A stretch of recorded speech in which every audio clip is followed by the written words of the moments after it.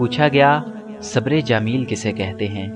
جواب آیا جب تم آزمائے جا رہے ہو اور تمہارے لب پہ ہو شکر الحمدللہ۔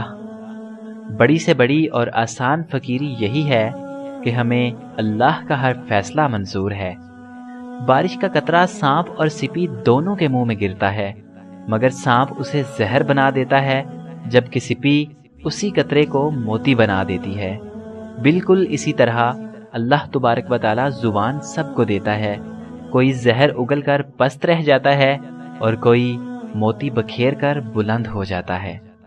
انسان کو کبھی بھی اپنی اوقات نہیں بھولنی چاہیے، کیونکہ معمولی سے خاص بننے میں لامحدود عرصہ لگتا ہے، مگر خاص کو معمولی بننے میں مختصر مدت ہی درکار ہوتی ہے۔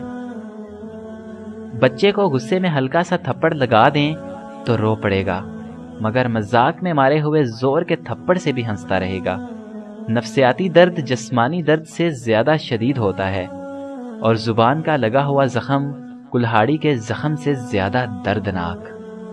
اپنے حصے کا کام کیے بغیر دعا پر بھروسہ کرنا حماقت ہے، اور اپنی محنت پر بھروسہ کر کے دعا سے گریز کرنا تکبر ہے۔ بڑی غلطی اپنی غلطیوں سے بے خبر رہنا ہے۔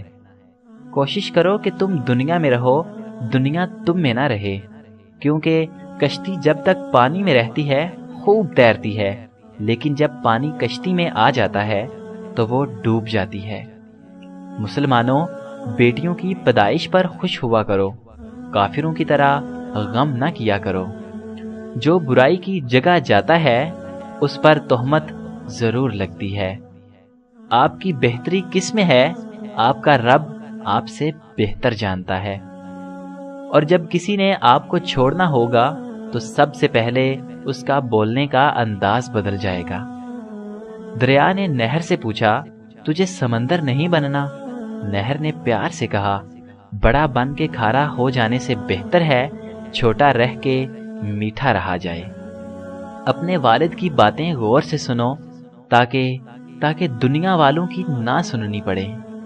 جسم سے میل صاف کر لیتے ہیں لیکن دلوں سے نفرتیں صاف نہیں کرتے لوگ۔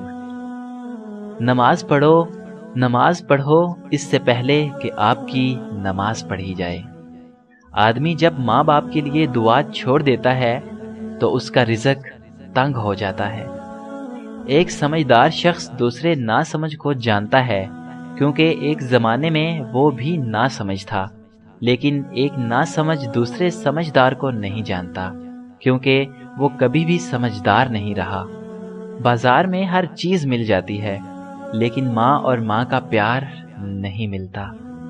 سگریٹ ترک کر دینے سے آپ کے ساتھ ساتھ آپ کے بچے اور اطراف کے لوگ بھی محفوظ رہیں گے۔ خاموشی غصے کا بہترین علاج ہے۔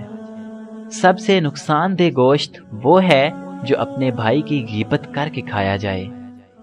ماں کے پاؤں تلے جنت ہے، لیکن یاد رکھو باپ کی ناراضگی تمہیں جہنم میں نہ پہنچا دے۔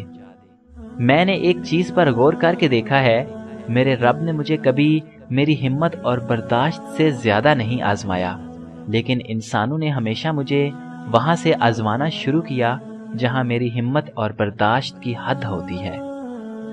آج کل تو رشتہ دار ان لکڑیوں کی مانند ہو چکے ہیں جو دور ہوں تو دھواں دیتے ہیں اور اکٹھے ہو جائیں تو آگ لگا دیتے ہیں۔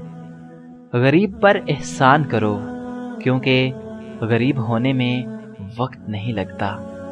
ایک دفعہ سب گاؤں والوں نے بارش کے لیے اکٹھے دعا کرنے کا منصوبہ بنایا۔ دعا کے دن سب اکٹھے ہوئے تو ایک بچہ چھتری لے کر آیا۔ یہ ہے ایمان۔ اگر ہم بچے کو ہوا میں پھینکتے ہیں تو بچہ ہنستا ہے، کیونکہ اسے پتا ہوتا ہے کہ جس نے اس کو پھینکا ہے وہ اس کو پکڑے گا بھی۔ یہ ہے یقین۔ ہر رات ہم بستر پر جاتے ہیں، ہمیں اپنے دوبارہ اٹھنے کا پتہ نہیں ہوتا، لیکن پھر بھی ہم الارم لگا لیتے ہیں۔ یہ ہے امید۔ اس لیے ہمیں اپنے اللہ پر ایمان، یقین اور امید ہونی چاہیے۔ اے اللہ، میرے والدین کو ان 70,000 لوگوں میں شامل فرما دے جو بغیر حساب و کتاب کے جنت میں داخل ہوں گے۔ آمین یا رب العالمین۔